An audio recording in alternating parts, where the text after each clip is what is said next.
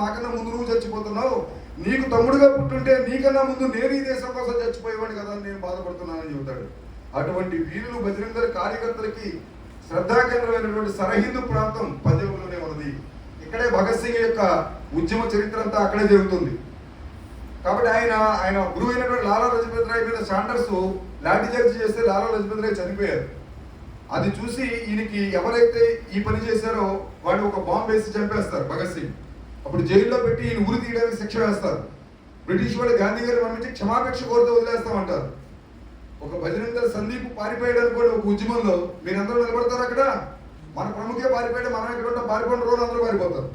ఆయన నిలబెడితే మీరు నిలబడతారు. అట్లా భగత్ సింగ్ గారికి క్షమాపణ చెప్పేసినటువంటి బ్రిటిష్ వాళ్ళకి యువకులకి ఈ దేశంలో స్వతంత్రం కోసం పోరాటం చేస్తారా? ఆ షడ్యంత్రం అప్లై చేయాలని చూశారు క్రైస్తవమైనటువంటి బ్రిటిష్ వాళ్ళు.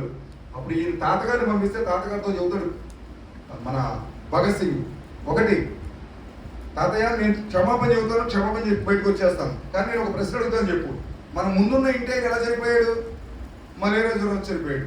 ఈ పక్క అయినా టీబీ వచ్చి చనిపోయాడు. ఈ పక్క అయినా మరో జబ్బు చనిపోయాడు. ఆ వెనకాలైనా ఇంకో జబ్బు చనిపోయాడు. వీళ్ళందరూ చచ్చిపోవడానికి కారణం ఏంటి తాతయ్య? రోగం.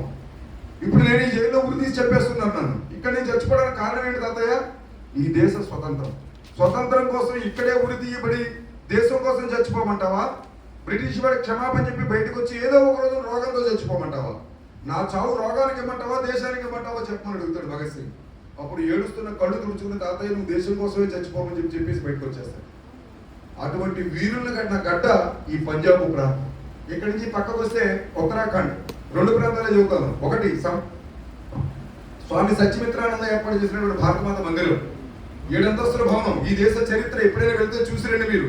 హరిద్వార్ వెళ్తే 7 అంతస్తుల భవనంలో ఈ దేశంలో పుట్టినటువంటి చారిత్రాత్మక మహాపురుషులు, ఈ దేశంలో జరిగిన పోరాట ఘట్టాలు, ఈ దేశంలో పుట్టిన వైజ్ఞానిక పరంపర, ఋషులు మునులు, వీళ్ళందరికీ సంబంధించిన చరిత్రలు 7 గదుల్లో ఇలా చూస్తూ 7 గదులు అంతస్తుల పైకి కింద పై అంతస్తులో భారతమాత విగ్రహం పెట్టారు.